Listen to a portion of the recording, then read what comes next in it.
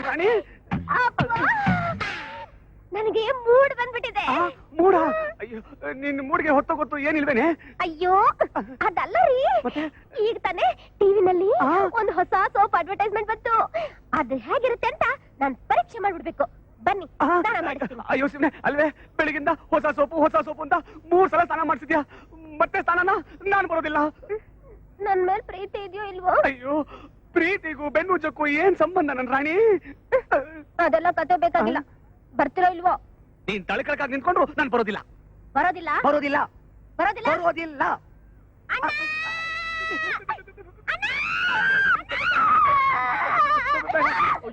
ಏನಾಯ್ತವ? ಯಾಕವ?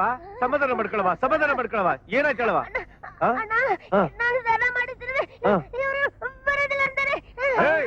ಯಾವ ಸೀಮೆ ಗಂಡ ನೀನು?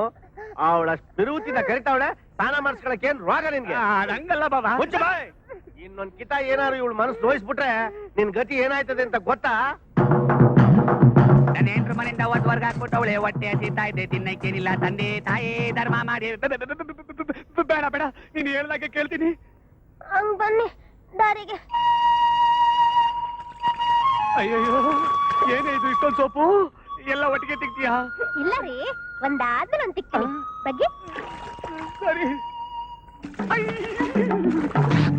ಅಯ್ಯೋ, ತಣ್ಣೀರು ಚಳಿ ಚಳಿತೀನಿ.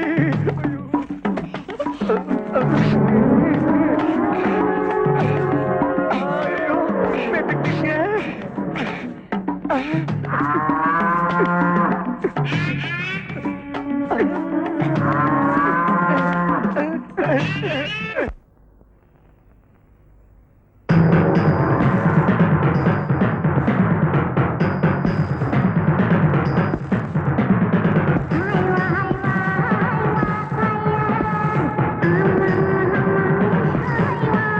ಎಕ್ಸ್ಕ್ಯೂಸ್ ಮೀ ಸರ್, ಸ್ವಲ್ಪ ನಿಮ್ ಪ್ರೊಪರೇಟರ್ನ ಕರಿತೀರಾ? ಅವ್ರು ಊರಿಗೆ ಹೋಗಿದ್ದಾರೆ ಸರ್.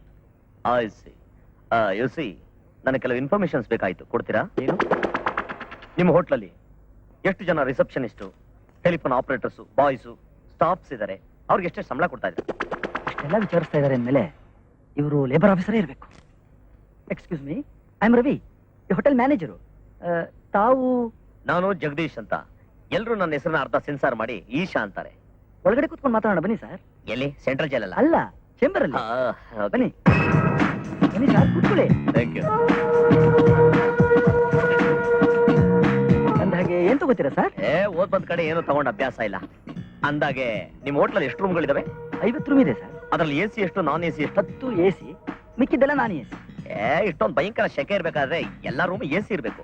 ಅದಿರ್ಲಿ, ನಿಮ್ಮ ಸ್ಟಾಫ್ ವಿವರ ಹೇಳ್ತೀರಾ?